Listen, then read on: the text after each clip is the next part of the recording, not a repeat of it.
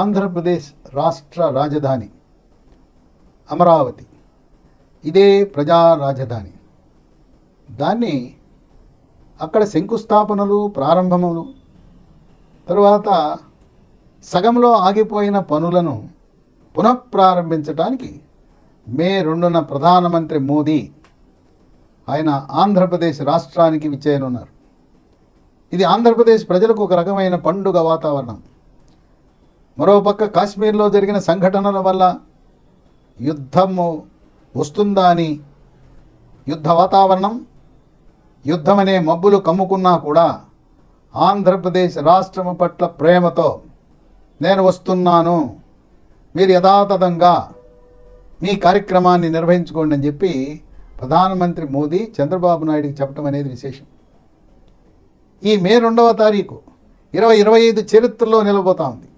ఆనాడు 2016లో జరిగిన శంకుస్థాపన కంటే ఈనాడు మరింత ఘనంగా చరిత్రలో నిలిచిపోయే విధంగా అంగరంగ వైభవంగా ఒక పండుగ వాతావరణంలో ఆనందోత్సాహాలతో గతంలో కేవలం 121 పనులు 65,000 కోట్ల పనులకే పునఃప్రారంభం, శంకుస్థాపనలు, ప్రారంభోత్సవాలు అనుకున్న ఆంధ్రప్రదేశ్ ప్రభుత్వం 29 గ్రామాల పరిధిలో ఉన్న 33,000 ఎకరాలకు అదనంగా 2వ దశలో 44,000 ఎకరాలను సేకరించి 65,000 కోట్లకే పరిమితం చేయకుండా 1,00,000 కోట్లకు ప్రణాళిక రచించి మొదటి దశ 2వ దశ భూ సమీకరణలో ఇచ్చిన రైతుల త్యాగాలను గుర్తు చేసుకుంటూ ఈ యొక్క సభ, మహాసభ నభూతో నభవిష్యత్ అనే విధంగా జరగబోతా ఉంది. ప్రస్తుతం మన వెలగపూడి సచివాలయం వెనుక 250 ఎకరాల ప్రాంగణంలో అక్కడ 50,000 మంది కుర్చీల్లో కూర్చుకునే ఏర్పాటు. మిగతా వారు నిలబడి ఉంటారు. మొత్తం సభా ప్రాంగణంలో 5 లక్షల మంది ఏ ఒక్కరు కూడా తగ్గకుండా ఆంధ్రప్రదేశ్ రాష్ట్ర నలుమూలల 26 జిల్లాల నుంచి తరలి రాబోతూ ఉన్నారు. దీనికి ఏర్పాట్లు ఎంత ఘనంగా ఉన్నాయంటే 2,400 బస్సులు ఏర్పాటు చేశారు. పోలీసులు ఎటువంటి అవాంఛనీయ సంఘటనలు జరగకుండా 6,000 మంది పోలీసులు చుట్టుపక్కల జిల్లాల నుంచి వాళ్ళు వచ్చి విధి నిర్వహణలో పాల్గొనడం అనేది విశేషం.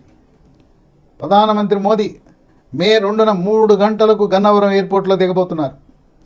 గన్నవరం ఎయిర్పోర్ట్ నుంచి అమరావతికి హెలికాప్టర్ ద్వారా వస్తారు.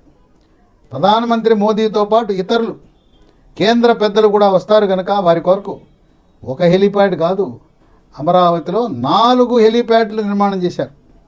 ఈ బృహత్తర కార్యక్రమంలో CRDA, మరోపక్క రోడ్లు భవనాల శాఖ గత నెల రోజులుగా రాత్రనక పగలనక సిబ్బంది శ్రమించి 29 ఏప్రిల్ నాటికి పూర్తి ఏర్పాట్లను చంద్రబాబు నాయుడు గారికి చూపించే విధంగా పనిచేయటం అనేది విశేషం.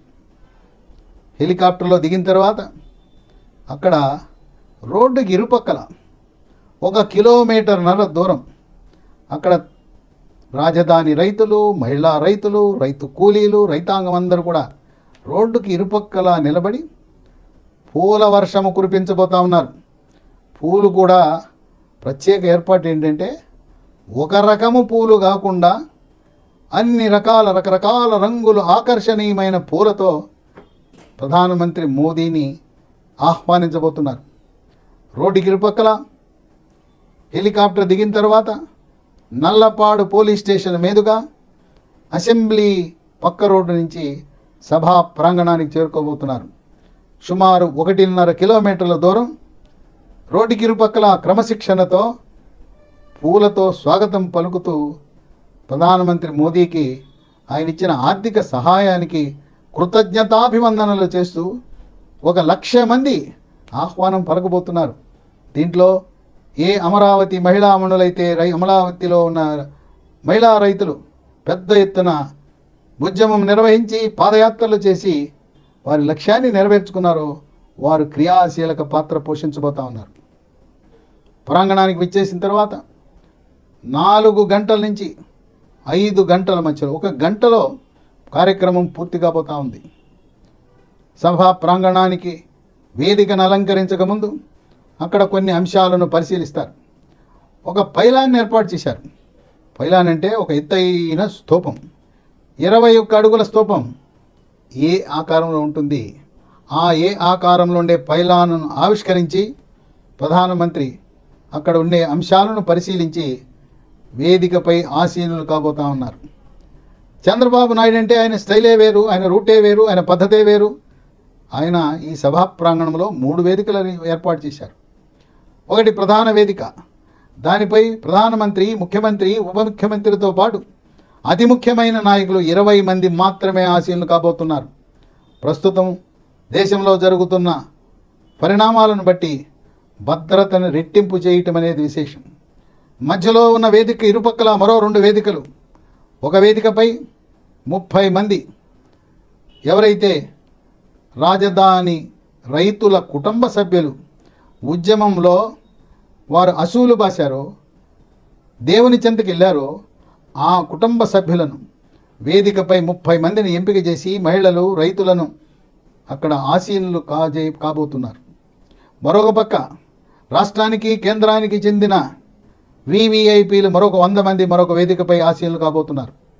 ఆ విధంగా ప్రధానమంత్రి వేదికపై 20 మంది, రైతు వేదిక అమరావతి రైతు వేదికపై 30 మంది, వివిఐపి వేదిక మరొక 100 మంది, 150 మంది, 5 లక్షల మందిని అభిముఖంగా వేదికలపై ఆసీనులు కాబోతా ఉన్నారు.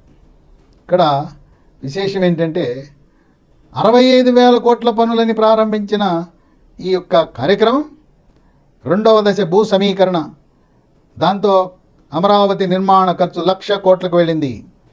1,00,000 కోట్లకు ఇప్పుడు పనులు ప్రారంభం కాబోతా ఉన్నాయి.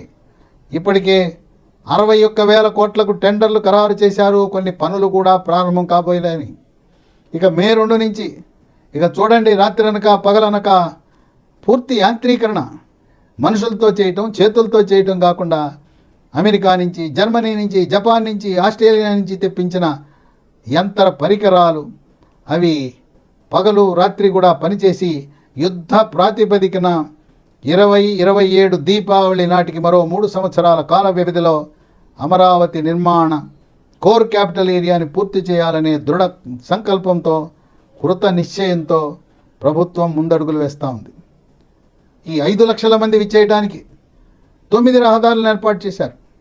ఆ 9 రహదారుల నుంచి రాష్ట్రం నలుమూలల నుంచి వచ్చే అశేష ప్రజావాహినికి కావలసిన తాగునీరు, భోజన సదుపాయం, అలాగే వాహనాల పార్కింగు కనీవిని ఎరుగని రీతిలో మున్సిపల్ మంత్రి నారాయణ ఆధ్వర్యంలో ఇవన్నీ కూడా పనులు చకచకా జరిగి ప్రధానమంత్రి ఆశ్చర్యచకితులయ్యే విధంగా, ఆంధ్రులంటే ఆరంభసూరులే కాదు, ఏదైనా ఆంధ్రప్రదేశ్ను చూసి చంద్రబాబు నాయుడు యొక్క పనితీరుని, ప్రణాళికని, వ్యూహాన్ని చూసి భారతదేశం నుండి ఇతర రాష్ట్రాలు కూడా నేర్చుకోవాలనే విధంగా ఈ ఏర్పాట్లు ఒక క్రమశిక్షణతో, సమయం అంటే సమయమే, 5 గంటలకు సభ పూర్తవుతుంది. మరి 5:15కి హెలికాప్టర్ ద్వారా గన్నవరానికి చేరుకుని గన్నవరం నుంచి ఢిల్లీకి ప్రధానమంత్రి పయనమవ్వటానికి రంగం సిద్ధం చేస్తున్నారు. ఇది ఆంధ్రప్రదేశ్ రాష్ట్ర చరిత్రలో ఒక మరువని ఘట్టంగా మిగిలిపోతుందని రాజకీయ విశ్లేషకులు భావిస్తున్నారు.